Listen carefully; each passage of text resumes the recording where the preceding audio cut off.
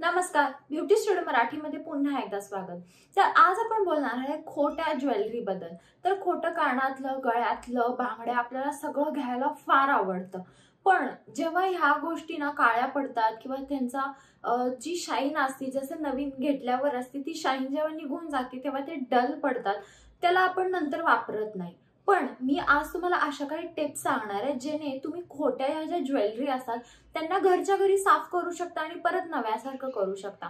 तर असा काही गोष्टी असतात म्हणजे एक कानातलं किंवा एक गळ्यातलं जे आपल्याला फार आवडत असतं, पण ते काळं पडल्यामुळे आपल्याला त्याला वापरता येत नाही.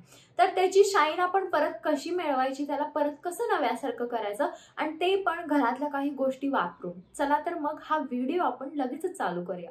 पहिला आहे ते म्हणजे लिंबू. तर लिंबू हा नॅचरली ऍसिडिक असतो, त्यामुळे जे आपली ज्वेलरी असते त्याचा ऑक्साईड लेअर लगेचच निघून जातो. तर तुम्ही लिंबू तुमच्या ज्वेलरीवर कसं वापरू शकता, तुम्हाला पूर्ण एका लिंबूचा रस घ्यायचा आहे.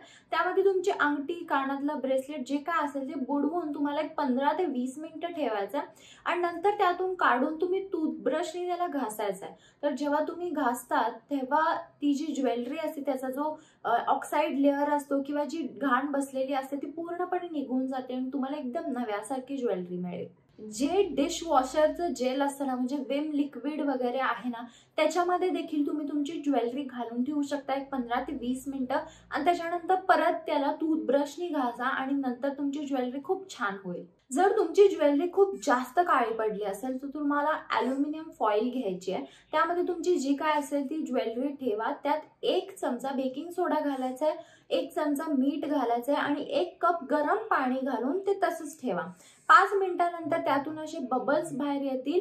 नंतर मग तुमची ज्वेलरी काढा, थोडीशी अशी घासा आणि गार पाण्याने तुम्ही ती धुवून टाकू शकता. जर तुमच्याकडे अशी नाजूक स्टोनची ज्वेलरी असेल तर तिला वॉश कसं करायचं, तुम्हाला व्हाईट व्हिनेगर घ्यायचंय आणि त्यामध्ये थोडंसं पाणी घालून त्याच्यामध्ये तुम्ही तुमची ज्वेलरी घालू शकता. ती एक 20 ते 25 मिनिटं त्यात तशीच ठेवायची आणि नंतर ती काढून तुम्ही टूथब्रशने घासू शकता. नाहीतर जर ते स्टोन्स खूप जास्त नाजूक असतील तर जो स्पॉन्ज असतो ना त्यांनी तुम्ही तुमची ज्वेलरी घासू शकता, म्हणजे साफ करू शकता. आणि नंतर त्याला शाईन येण्यासाठी वाळवून त्याला थोडंसं तेल लावू शकता, जेणेकरून जे स्टोन्स असतात ना त्याला एक छान शाईन येईल.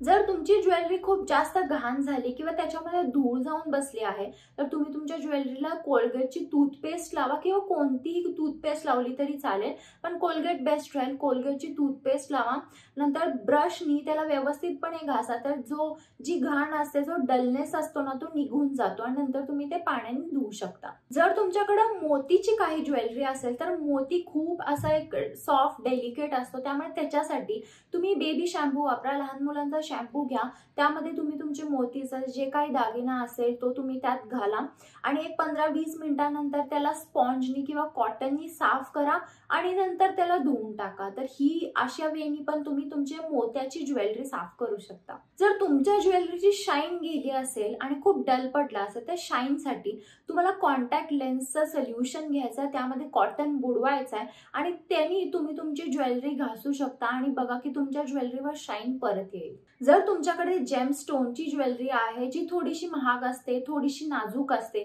तर त्याला आपण असं शॅम्पू वगैरे लावू शकत नाही. तर त्याच्यासाठी तुम्ही अल्कोहोल घ्या, म्हणजे कोणतीही दारू घ्या, त्याच्यामध्ये 15 मिनिटं तुम्हाला ते भिजत घालायचं आहे आणि 15 मिनिटांनंतर तुम्ही कोणत्याही स्पॉन्जनी वगैरे घासून तुमचा जो जेमस्टोन असतो किंवा कोणत्याही स्टोनची जी नाजूक ज्वेलरी असेल ती साफ करू शकता.